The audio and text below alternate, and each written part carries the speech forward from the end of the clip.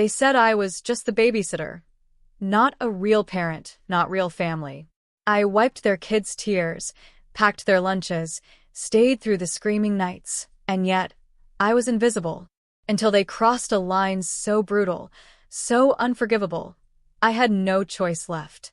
They underestimated me, until they saw me walk into court, holding a file thick with every lie they ever told. And this time, I was not leaving quietly. My name is Haley Morris, and for 6 years I gave my soul, my time, and my heart to a family that never once saw me as more than the help. I raised their children. I knew their allergies better than their own grandmother. I missed holidays with my own parents just so I could give their kids Christmas mornings filled with love. But when the truth came out about what they really thought of me, when I learned the twisted plan they were hiding behind smiles and thank yous, I did not cry. I documented. I recorded. And I walked into that courtroom with everything they thought I'd never have: proof, power, and purpose. They say you never forget your first job that truly mattered. For me, it wasn't a fancy internship or a promotion at a company. It was the first time I walked through the gates of the Winslow residence, backpack slung over my shoulder, nervously brushing down my sweater, and met the eyes of the 2 little people who would change my entire world. Mason was 6. Lily had just turned 3. Their parents, Claire and Edward Winslow, were the kind of couple that gave off shiny magazine cover energy, at least on the surface. Edward worked in finance and rarely looked up from his phone. Claire, a lifestyle blogger, introduced herself with a tight smile and a clipboard of expectations. "We've gone through 4 sitters this year," she said as we sat in their pristine kitchen that smelled like lemongrass and control. "We need consistency. Someone smart, clean, firm but gentle. And discreet." I nodded. I was 23, fresh out of community college, trying to piece my life back together after losing my mom to cancer. I needed the money. I needed the distraction. I didn't know then what that word, discreet, really meant to them. They said they wanted a sitter, but what they really wanted was a shadow. The job started off like any other. Breakfast prep at 7 a.m., drop-offs, story time, pickups, bath, bed. Claire left sticky notes with detailed instructions, only almond butter, not peanut, and Edward barely said more than 5 words to me in the first month. But the kids, they were magic. Mason was cautious, shy, constantly checking my face for emotional weather before speaking. Lily, on the other hand, was a spark in motion, messy, loud, sensitive in the most beautiful way. She'd wrap her tiny arms around my neck and whisper, "You smell like home." Every time she said that, a crack in my heart healed. I fell in love with them. Not in the temporary, "I'll miss you when I find an office job" kind of way, but real love. The kind that made me leave my phone off during breaks, show up even when I was sick, and spend nights learning how to make sugar-free cupcakes because Mason had a mild intolerance. I stopped being just the babysitter, even if that's all they ever saw me as. The signs started small. One evening, Claire came home earlier than usual. I was teaching Lily how to braid her doll's hair while Mason played with blocks. Claire stood at the door for a while, watching before finally saying, "You're doing too much. They're getting attached." I blinked. "Isn't that a good thing?" Her lips thinned. "Not when it makes it harder to let go later." "Let go?" I laughed nervously. "I'm not planning on leaving." She didn't laugh back. Instead, she said, "Good. But remember your place." It was the first time she said it, but not the last. The more I bonded with the children, the more tense things became. Claire would forget to pay me on time. Edward would side-eye me when I hugged the kids goodbye. At first, I brushed it off. Jealousy? Miscommunication? Misplaced parenting guilt? But it deepened. Suddenly, I wasn't allowed to post photos, even just of Lily's drawings, on my private account. "I've worked hard to build my brand," Claire snapped. "You can't just insert yourself." Insert myself? I wanted to scream. I had given them everything. I canceled my birthday dinner to take care of Lily when she had the flu. I held Mason when he had nightmares about losing his parents. I bought new shoes for Lily with my own money when her old ones gave her blisters. But they didn't see that. They didn't want to. Then came the party. Lily's 4th birthday. I stayed up until 2 a.m. decorating the backyard in pastel streamers and making handmade fairy forest crowns because Claire wanted a theme. The photographer she hired arrived with his own assistant and fancy equipment. But something felt off. Claire posed with the kids for several shots. Perfect smiles, matching dresses. She called out, "Haley, can you step out of the frame, please?" I had been standing behind Lily, fixing her crown. I stepped away. Later that night, I scrolled through Claire's Instagram. The best day ever with the people who matter most. 2 hearts, #blessed, #momlife, #fairy princess birthday. In the carousel of 10 perfect photos, there wasn't a single glimpse of me. Not one. Not even the crown I made with my hands. It stung more than I expected.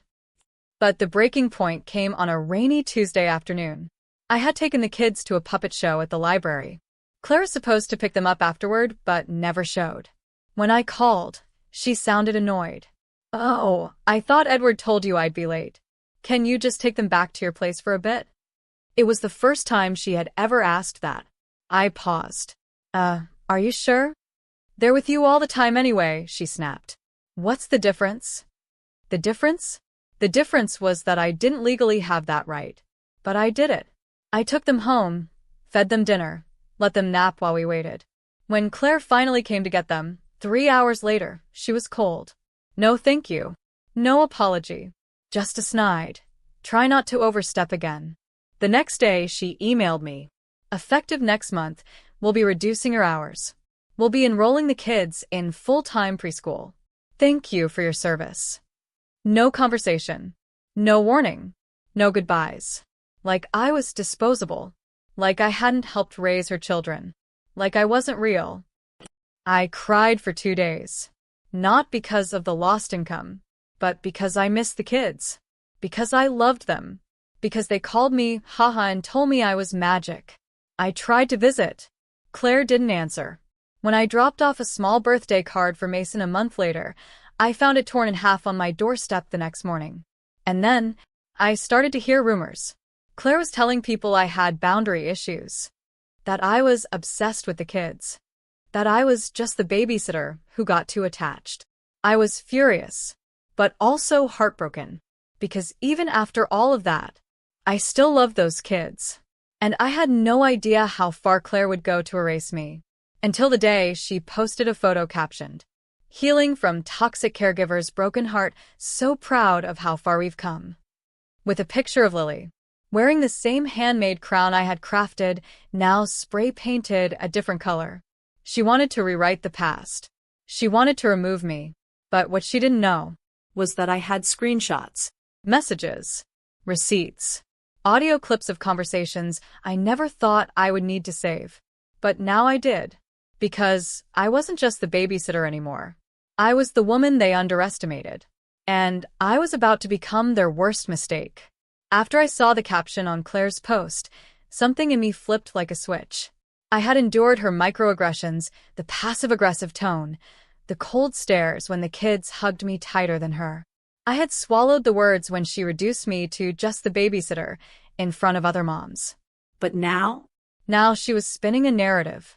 A dangerous one. Toxic caregiver. It was more than hurtful. It was defamatory. And if there was one thing Claire underestimated more than my patience, it was my memory. I sat down at my small dining table, the same one where Lily used to finger paint and Mason built tiny Lego spaceships. I opened a new folder on my computer. I labeled it Truth. Inside, I began sorting.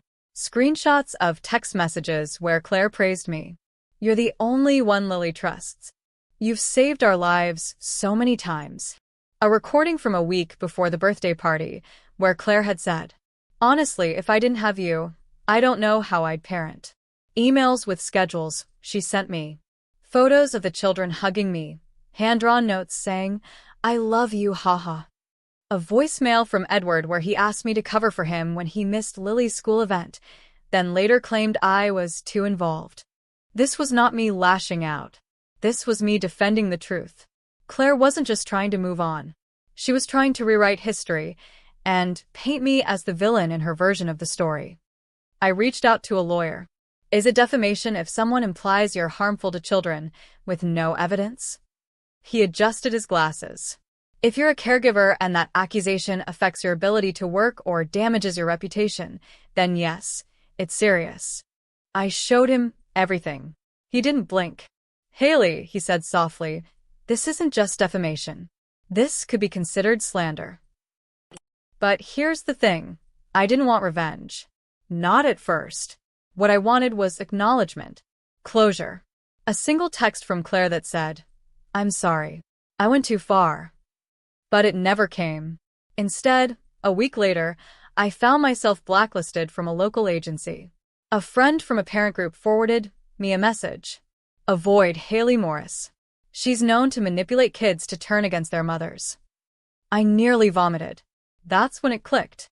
Claire wasn't just trying to erase me. She was trying to destroy my career. The job I had built out of love. The profession that gave me purpose after my mom died. Now, it was in flames. But Claire didn't know me as well as she thought she did. Because I had learned from my mom one vital lesson. Never mistake a soft heart for a weak one. The decision came one sleepless night. I opened my laptop. I typed 3 words into the subject line. Notice of intent. Then I wrote a formal letter to Claire Winslow, CSNG, her husband Edward, and 2 lawyers. In it, I listed the damages. Loss of employment due to her comments. Character assassination in a public setting. Emotional distress. Violation of agreed verbal and written contracts. And I included attachments. The recordings. The screenshots. The hand-drawn cards from the children with dates. And I ended it with, you called me just a babysitter. But I was there when your children cried for you, and you didn't answer. I held them when they fell, remembered their appointments when you forgot, and whispered it's okay when they panicked during storms. I was not the help. I was the one who showed up when you didn't. If you don't retract your statements publicly and apologize, I will pursue this in court. And I will win. Not because I want it, but because you left me no choice. It took 3 days. Then came the response. From Edward, not Claire. A short, curt email. Haley, there must be some misunderstanding. Claire was emotional. Let's not escalate this. Surely we can resolve it without lawyers involved. I smirked. This wasn't a misunderstanding. This was a woman realizing that her lies had grown too large to manage. I didn't reply. I let my lawyer handle the rest. A few weeks later, the court date was set. Claire tried to delay it, offered to pay me off privately. I refused. This was no longer about money. This was about principle. Because if she could do this to me, what stopped her from doing it to the next young woman she hired? The next vulnerable girl trying to make a living, trying to earn love and trust? I wasn't fighting just for me. I was fighting for the women whose work is called unskilled, for the nannies erased from family photos, for the sitters who are never thanked on Mother's Day even when they mother more than anyone else in the house. The courtroom was quiet. Claire sat in designer beige, her face stone cold. I brought no entourage, just my lawyer and my truth. The judge listened. I presented every piece of evidence, one by one. Claire's expression changed with each slide. I watched her pride melt into panic. I watched Edward shift uncomfortably when the voicemail played back his request to cover for him, proving their lies. Then I handed over my last piece. A letter written by Mason, scrawled in crayon. It read, Dear Haha, I miss you. Mommy says you're bad, but I know you're good. I want you to come back. Please don't forget me. Love, Mason. It broke the silence. Even the judge sighed audibly. I didn't cry. Not until I stepped outside and saw the light for the first time in weeks. The judge ruled in my favor. Claire was ordered to issue a public apology and pay damages. The agency that had blacklisted me reinstated my account. But more than that, I was seen. I was no longer invisible. No longer just anything. I was Haley Morris. And I was done being erased. After the court's ruling, you'd think it would feel like everything was over. Like justice had wiped the slate clean. But the thing no one tells you about surviving emotional betrayal is that closure doesn't come with a gavel. It comes in small, quiet moments, long after the courtroom has emptied. Claire never looked me in the eye as the verdict was read. She sat there, stiff and pale, like someone who had just been caught cheating on a final exam. But she wasn't sorry. Not truly. People like Claire do not regret the harm. They regret the consequences. Still, the apology came. It had to. Court ordered. Posted to her blog and Instagram. After recent legal proceedings, I would like to clarify that statements I made regarding a former caregiver were unfair and untrue. I apologize to Haley Morris for the distress caused, and I take full responsibility for my words. A few lines. No warmth. No tears. But it was enough. And my phone didn't stop buzzing for days. Other nannies, babysitters, teachers, and even stay-at-home moms messaged me privately. I cried reading your story. She tried to ruin you, but you came out stronger. Thank you for standing up for all of us. One woman said she had worked for Claire briefly, fired within 2 weeks for looking the children in the eye too much. Another said she had been paid under the table and dumped without severance when she asked for a raise. Turns out, Claire's perfection was a veil. A tightly wrapped, glossy mask over a boiling pot of insecurity and cruelty. She liked people who stayed silent. I had stopped staying silent. That was my crime. And now my badge of honor. Despite the win, I wasn't sleeping well. I missed the kids. Every single night. I wondered if Lily still carried her stuffed bunny, if Mason still hummed the little lullaby I used to sing when brushing his hair. But I knew better than to try and reach out. The judgment had closed that chapter for good. I was no longer allowed to contact them. Even though I had loved them like they were my own. Even though, in some quiet way, they always would be. That pain, that longing, it could have destroyed me. Instead, I turned it into something else. I started writing. Not a blog, not a revenge story, but something more universal. I wrote about emotional labor, about how invisible people carry the heaviest burdens in families. I wrote about caregivers who love deeply, but are denied recognition. I wrote about trust and betrayal, and rebuilding a life after being cast out of a world you helped build. And then something strange happened. A literary agent found one of my essays and reached out. You have a voice that people need to hear, she said. Have you considered writing a book? I laughed. I'm just a babysitter.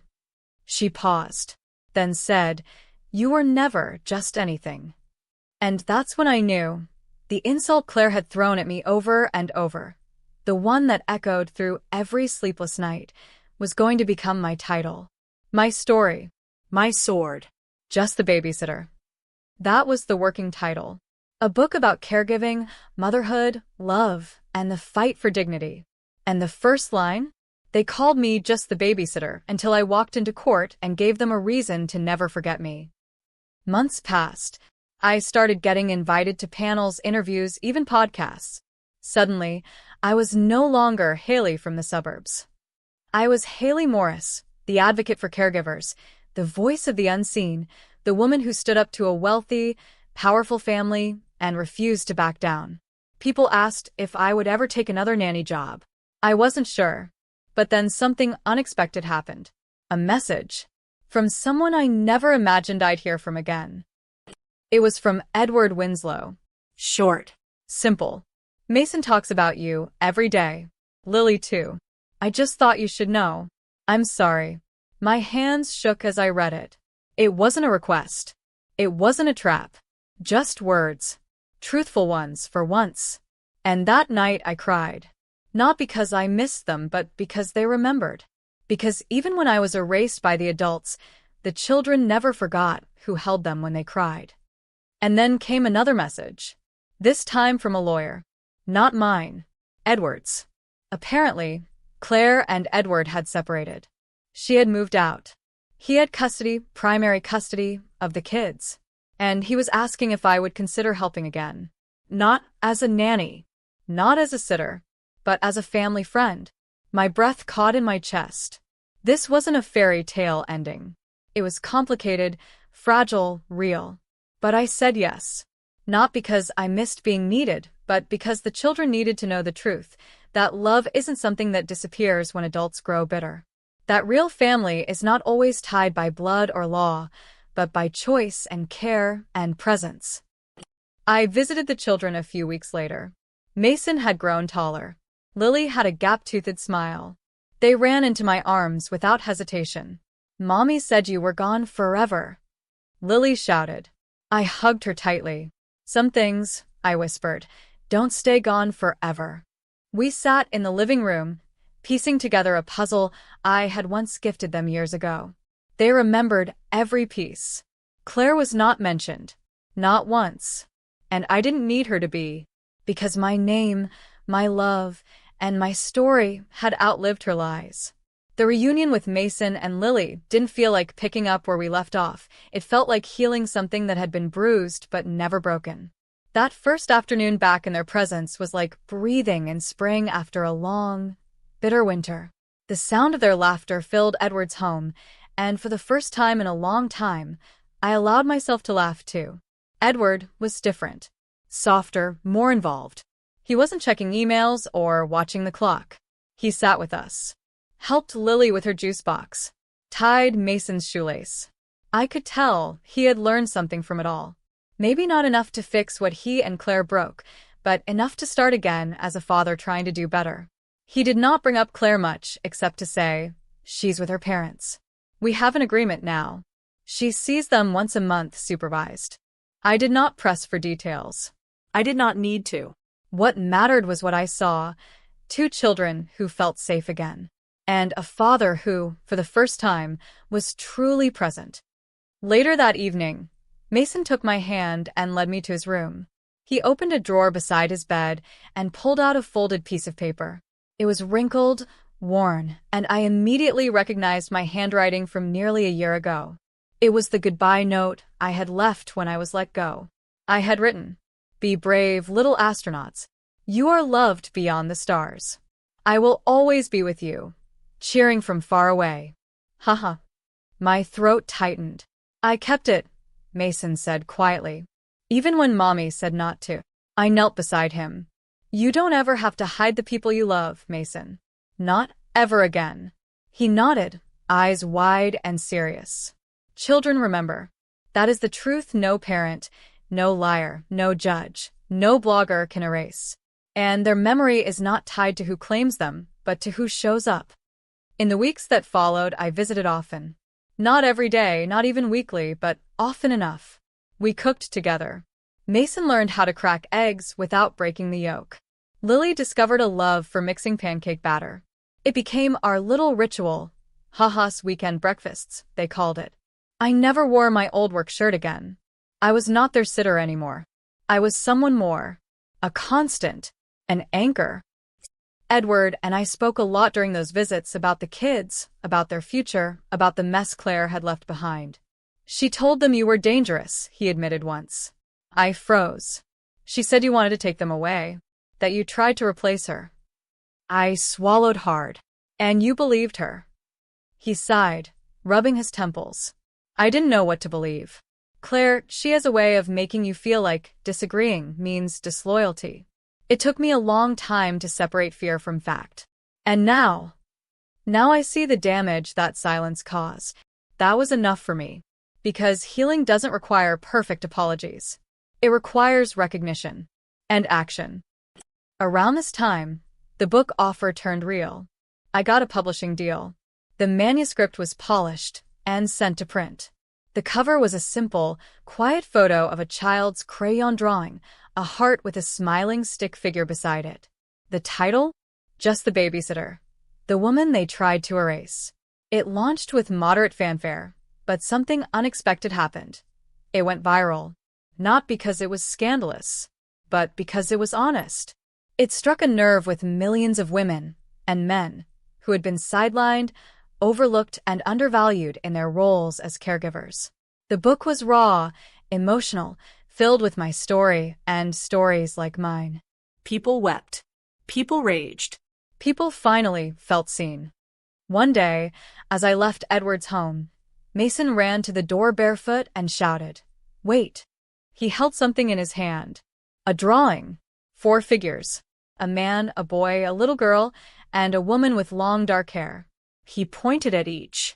Daddy, me, Lily, and you. My eyes welled. I want to frame it, he added. So, I can see it even when you're not here. That night, I did not cry out of pain. I cried from the kind of joy you earn after surviving a war no one saw you fighting. Then one cold Tuesday morning I got another message. From Claire. Subject line. You win. The body was short. They told me you're back in their lives. I'm not surprised. You always had a way of making people believe you were indispensable. But we both know your time is limited. Enjoy it while it lasts. I stared at the screen. And then, I deleted it. No response. No reply. Because sometimes the most powerful answer is no answer at all. Claire was stuck in a past she tried to twist to her advantage. I was living in a future I never thought I'd get back. And I was doing it on my terms. The next time I saw Mason, he asked me something that made me pause.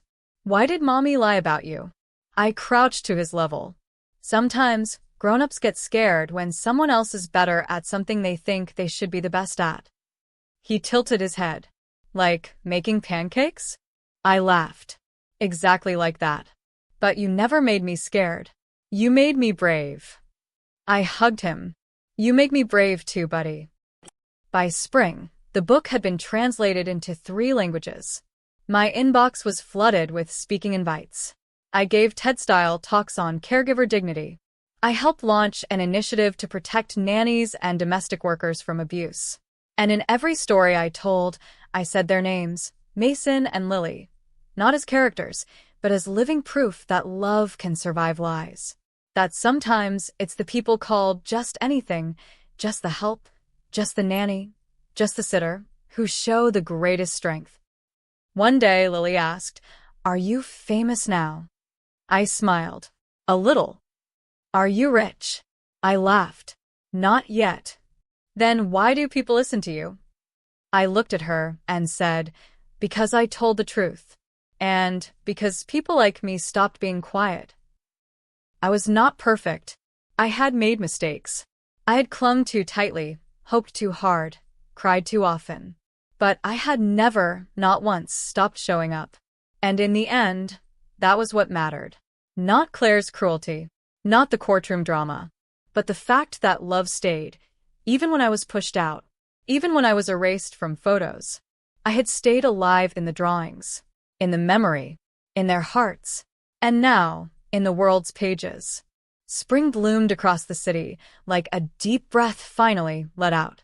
I found myself walking through the park one afternoon, not far from where I used to take Mason and Lily to feed the ducks. It felt like a full circle moment, except this time I was not pushing a stroller or holding juice boxes. I was holding the published copy of my book. Just the Babysitter had officially become a national bestseller. It was surreal. And yet, even with the public success, the interviews, the panels, what mattered most to me was that Mason and Lily knew the truth. That love, the kind that grows not from blood but from presence, could outlive betrayal. The media didn't care much about Claire or the court case anymore. That story had faded. But in quiet whispers in parenting circles and caregiver groups, the name Haley Morris had become something else. Not a victim, a voice. I remember one message I received during that time. It was from a woman named Linda, a grandmother from Oregon. She wrote, "I was called just the babysitter for years while raising my granddaughter. I never asked for recognition, but your story made me realize I deserved it. Thank you for telling our story." I cried reading it, because that had become my mission without even realizing it, not just fighting for myself, but for all the invisible hearts carrying the weight of other people's children while being denied the dignity they deserved. Meanwhile, at Edward's house, change continued quietly. He had settled into his role as a full-time single father. Claire was still visiting the kids under court-approved conditions, but the relationship had shifted. Lily seemed unaffected, still happy-go-lucky, but Mason had started asking harder questions. Why doesn't Mommy live here anymore? Why did she say haha was bad? Was I bad, too? Edward and I sat with him through each conversation. We told him the truth, not the bitter version, but the kind that protects innocence without hiding reality. No, buddy. None of it was your fault. And I could see in Edward's eyes that those moments crushed him, that he was trying, in his own way, to undo the emotional damage that silence had allowed. He was doing better. Not perfectly, but better. By early summer, something unexpected happened. A representative from a national caregiver organization reached out. They wanted to create a scholarship in my name for aspiring caregivers who wanted to pursue child psychology, early education, or nanny certification but couldn't afford it. At first, I felt embarrassed. Why me? But then I remembered Claire's words, how she had once said, "People like you always think love is enough." And now, here I was, proving her wrong. Because love, backed by action, by truth, by resilience, is enough. More than enough. It changes lives. It changed mine. On the day the scholarship launched, Edward hosted a small backyard dinner. Mason and Lily were buzzing with excitement. They had helped make the decorations, hand-painted stars and hearts hung from the tree branches, and Lily had even written a tiny sign in crayon that read, "Thank you, haha, for helping all the other kids like us." I nearly broke down. Not because of the gratitude, but because she understood. A child understood what her own mother never could. After dinner, Edward and I sat quietly as the kids played with sparklers on the lawn. He turned to me. "You've changed their lives, you know." "I just showed up," I said. He shook his head. "No, Claire showed up. Physically. You were present. That's different." Then, in a softer voice, "Sometimes I wonder what would have happened if I had stood up for you earlier." I didn't answer right away, because there was nothing to gain from what-ifs. But after a pause, I said, "You stood up now. That counts for something." A few weeks later, I was invited to give a keynote speech at a caregivers summit. I stood in front of hundreds of people, nannies, foster parents, stay-at-home dads, grandmothers raising children, and I shared what had happened. How one woman's cruelty nearly ended my career. How a court summoned not just justice, but dignity. And how two children, two beautiful, brilliant little humans, had kept my heart beating when everything else was falling apart. I ended with, "They called me just the babysitter. But I was the calm during the tantrums, the hands that buttoned the coats, the eyes that noticed the fever, the heart that never stopped loving, even when pushed away. I was not just the babysitter. I was their safe place. And no court or blog or bitter woman can erase that." When I stepped down, the room was silent for a beat. Then it erupted into applause. Not for me, but for every one of them who had felt unseen until that moment. Mason graduated second grade that summer. Lily learned to ride a bike. She insisted I be the one to let go of the seat the first time she pedaled alone. Edward started dating again, cautiously, but this time with boundaries. He asked for my advice before introducing the woman to the kids. He respected the space we had all built together. It was not a perfect life, but it was a healed one. Then one morning, a thin envelope arrived in the mail. No return address. Inside was a note handwritten. "They still love you more than me." I thought time would change that. It hasn't. No signature. But I didn't need one. I folded the note quietly and slid it into a drawer. Not out of fear, out of peace. Because I finally knew what that note truly meant. I had won. Not in court, not with money, but in legacy, in love, in truth. I wasn't just the babysitter anymore. I was Haley Morris, author, advocate, second mother to two beautiful souls, and the voice of thousands who could finally say, "We are not invisible anymore." The last page of a story is rarely the last moment of the truth. Sometimes, the most powerful chapters are the ones that happen quietly, away from headlines, interviews, or applause. The ones where healing is no longer dramatic, just present. Lived. Every day. That summer, something shifted. My visits with Mason and Lily felt less like a reunion and more like home. They stopped asking if I was staying for dinner and just set the table with 4 plates.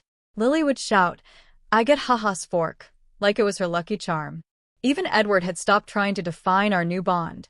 We were not dating, not planning, just existing with mutual respect, shaped by the wreckage of a woman who never learned how to love unconditionally. Claire's presence had faded. Her name became less common in the children's vocabulary, mentioned only when required, like you would mention a distant relative, someone you knew mattered once, but no longer shaped your world. And yet, Claire wasn't truly gone. Not yet. She was just watching, waiting, Scheming. and then came the envelope. It was hand-delivered to Edward's house. The return address was scribbled in familiar cursive, Claire's. But the content inside wasn't an attack. It was worse. It was a custody petition. She was suing Edward for full custody of Mason and Lily, claiming he was emotionally unfit, claiming the children were being influenced by a non-relative acting beyond her role. That non-relative was me. Me. The woman who held them when they cried, who helped them learn to tie their shoes, who knew their fears and favorite colors better than their own mother. I stared at the copy Edward handed me, my fingers trembling, a hollow ache swelling in my chest. She wants to remove me from their lives again, I whispered. Edward nodded grimly. She's trying to punish me, but she's using you to do it. It made sense in a twisted way. Claire couldn't undo the court ruling. She couldn't silence the book, but she could try to cut the bond that hurt her ego the most. We prepared for court again. Not for me this time, but for the kids. For their safety. For their right to stability. Edward's lawyer advised that I remain a character witness, not a participant. It's Edward's custody. You're not the legal guardian. But that did not mean I had no role. Because Claire's claims were brutal. And false. She painted herself as rehabilitated. A misunderstood mother. She claimed I was manipulating the children with gifts and affection. That I was exploiting them for brand gain through the book, even though they were never named or pictured. She even tried to submit pages from a parenting blog that speculated about me, accusing me of being a glorified homewrecker. It was cruel and desperate, but desperate people are dangerous. I spent hours preparing my statement, not because I needed to prove my love, but because I needed to document the truth. When the court day came, I walked into the room not as a victim, but as a witness of what real love looks like. Claire sat in her tailored suit, her mouth painted with a soft, practiced smile. But her eyes, they betrayed her. Empty. Cold. Calculating. She thought she could rewrite history. Erase me again. But she did not expect the children to speak. Because this time the judge wanted to hear them. Mason went first. Brave, composed. I like living with Dad. And I like seeing Haha. She's not my mom. But she feels like family. Then Lily. In her soft, lisped voice. Haha makes pancakes like sunshine. The judge smiled. Claire did not. She shifted in her chair, her jaw clenched tight. But the damage had already been done. Not to me. To her lies. Because nothing pierces through manipulation like the voice of a child with no agenda, no mask, just honesty. The verdict? Claire's petition was denied. Again. This time with a permanent restriction. She could no longer contest custody for 5 years without clear evidence of harm or instability. And me? I was officially approved to be listed as a recognized family associate, which meant I could be included in family decisions, pickups, school forms, and even emergency calls. Not because I forced it, but because the judge saw what Claire never did. I wasn't just the babysitter. I was their constant. We didn't celebrate that day with confetti. Just ice cream. The kids picked the flavors. Mason chose mint chip. Lily wanted rainbow sprinkles on everything. We sat on the porch, the 4 of us, like nothing had changed but everything had. Lily suddenly looked up and said, "You didn't go away this time." I held back tears. "No, sweetie. I never will again."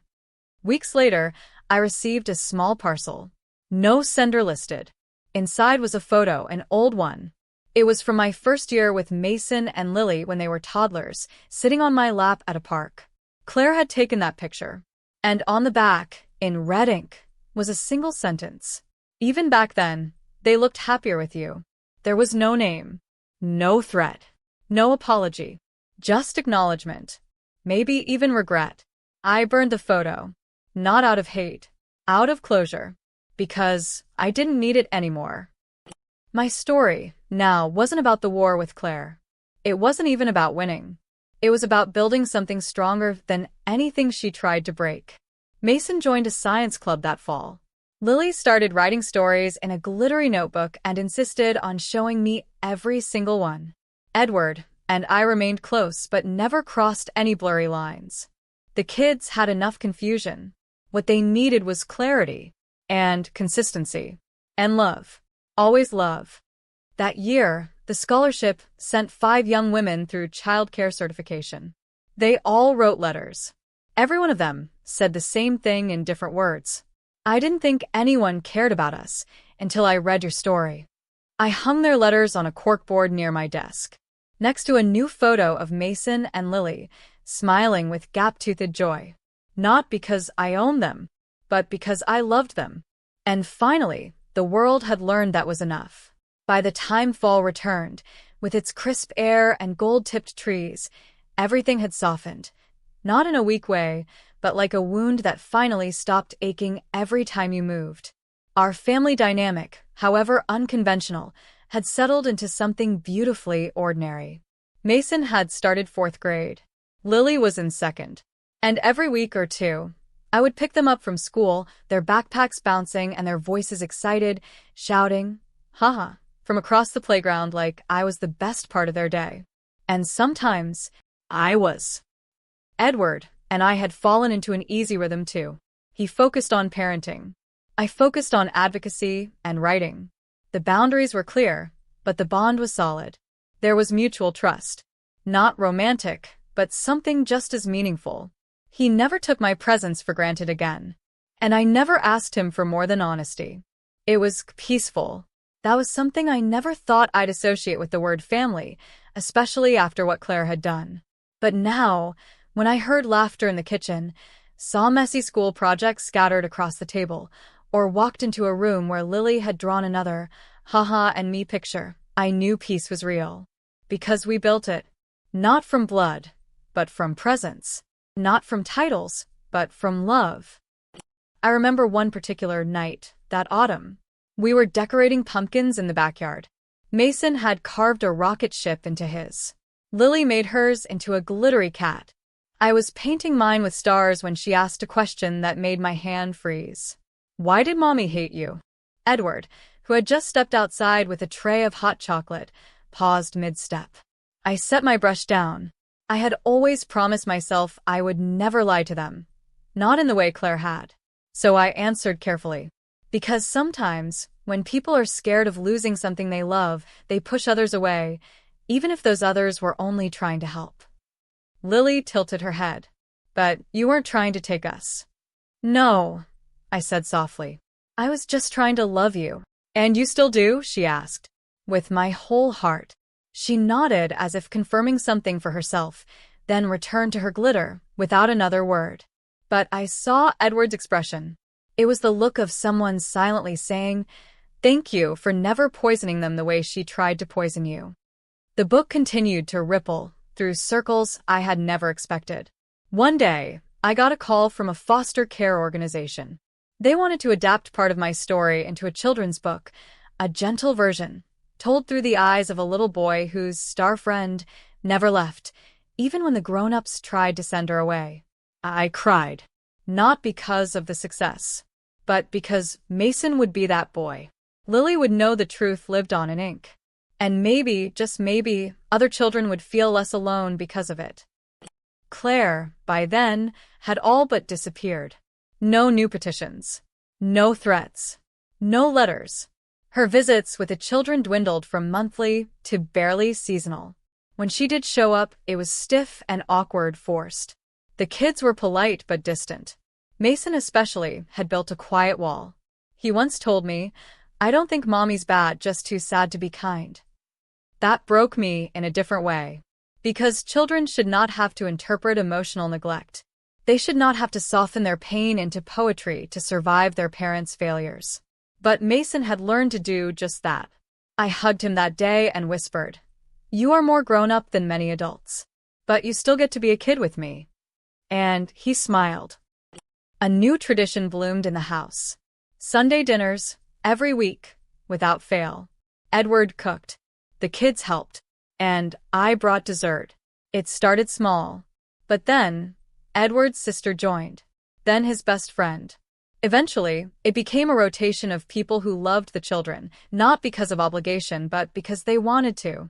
One Sunday, Lily climbed into my lap, her mouth full of mashed potatoes, and said, "This is my favorite place in the world."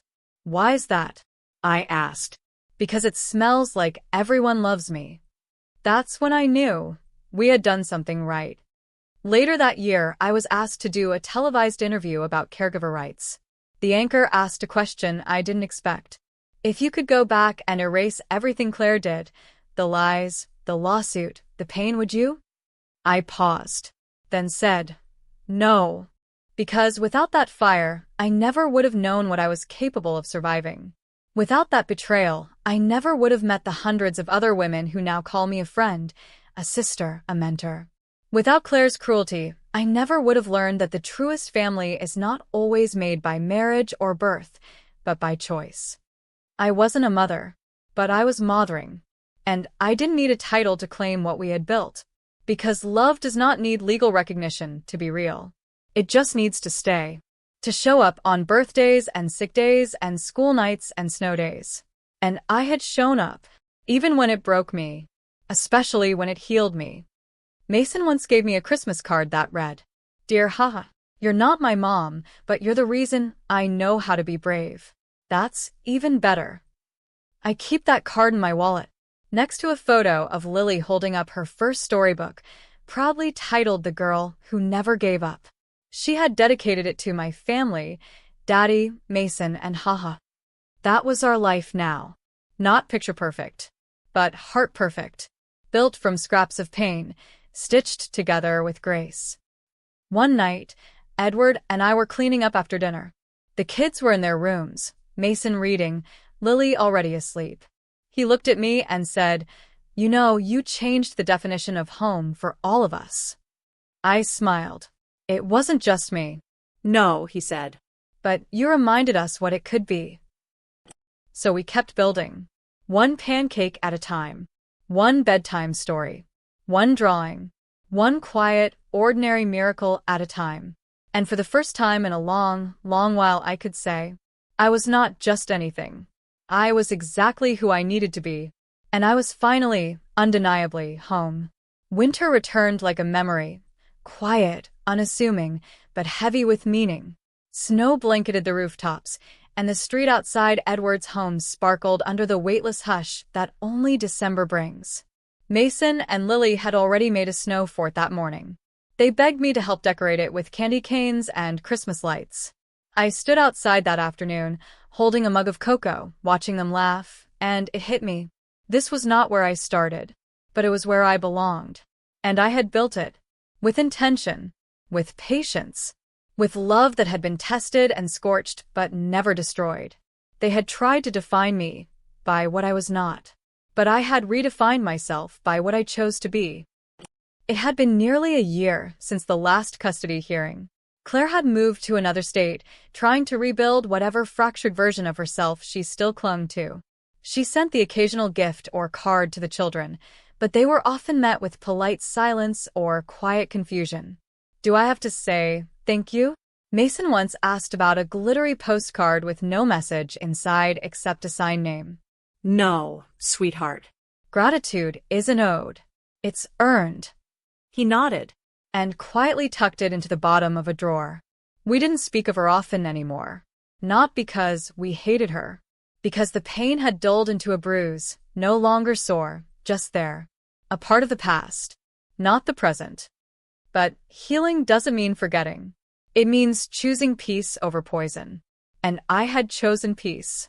Not for her, but for me. And for the children who had trusted me to be more than just anything. That holiday season, Edward asked if I'd stay the entire week of Christmas. It was the first time he'd made that request. Not out of scheduling needs, but desire. The kids wanted it. He wanted it. And I, despite all the wounds and walls that once existed, wanted it too. So I stayed. We baked. We danced. We decorated the tree with mismatched ornaments the kids insisted on saving every year. I read bedtime stories with my voice going hoarse from laughter. I sewed a tiny cape for Lily's stuffed rabbit. Mason taught me how to play Minecraft, though I was absolutely terrible at it. And every second felt like proof that love had won. On Christmas morning, the house exploded in wrapping paper, squeals, and cinnamon rolls. I thought the day couldn't get any better. But then, Edward handed me a small, flat box. I looked at him, confused. You didn't have to. Just open it. Inside was a custom-made pendant, shaped like a sun. On the back, engraved in tiny script, were the words, "You never let our light go out." I held it, speechless. He added softly, "The kids picked it. I just helped pay." Lily was already bouncing at my knees. "Do you like it, haha? It's for all the times you stayed when we were sad." I couldn't speak. So I hugged them both, the pendant warm in my hand, the moment etched into my soul. Weeks passed. Seasons turned. And one day I got a call. It was from a social worker. She had been inspired by my book and wanted to know if I'd consider joining a council for improving national caregiving standards. I laughed, then cried, then said yes. Not because I wanted recognition, because I wanted change. Real, lasting change for the women like me and the families like ours. That same spring, Mason wrote an essay for school titled, "A Person Who Changed My Life." He chose me. He read it aloud during a class showcase. Haha is my family. She wasn't born to me, but she showed me how to be brave, how to talk about feelings, how to care for my sister. Some people think only moms can be heroes. But Haha saved our family more than once. She taught us that love doesn't need a last name. It just needs to stay. I cried in the school hallway for 10 straight minutes after. Not because I needed validation, but because everything I had feared losing had found its way home. Edward eventually met someone. A kind woman named Elena. A school counselor with a gentle smile and a sturdy heart. He introduced her slowly, thoughtfully. The kids liked her. I respected her. There was no jealousy. Only gratitude that we were finally surrounded by people who showed up, who did the work, who stayed. Elena never tried to replace me or erase me. She once said, "This family already has a Haha. That's sacred." She got it, and that made all the difference. Years passed. The children grew. The house changed. But one thing never did. Every Mother's Day, 2 cards showed up at my door. One from Mason. One from Lily. They never said Happy Mother's Day exactly, but they always said what mattered. Thank you for loving us like a mother does. And every year, I kept them in a small wooden box marked Proof of Magic. Because that's what it all was. Magic made from pain. Family made from choice. Legacy built without permission, but earned nonetheless. And now? Now I speak at conferences, teach workshops, mentor young caregivers who feel unseen. I sit in rooms filled with lawmakers and ask them to remember the people holding their children when they are off chasing policies. I still visit Mason and Lily. They're taller now, wiser. But every time Lily hugs me, she still says, "Don't ever stop being Haha." And I won't, because being Haha, being present, being constant, being family is the greatest thing I have ever been. They called me just the babysitter. But in the end, I was the one who stayed. I was the one who listened. I was the one who mattered. And that is the title I'll carry forever.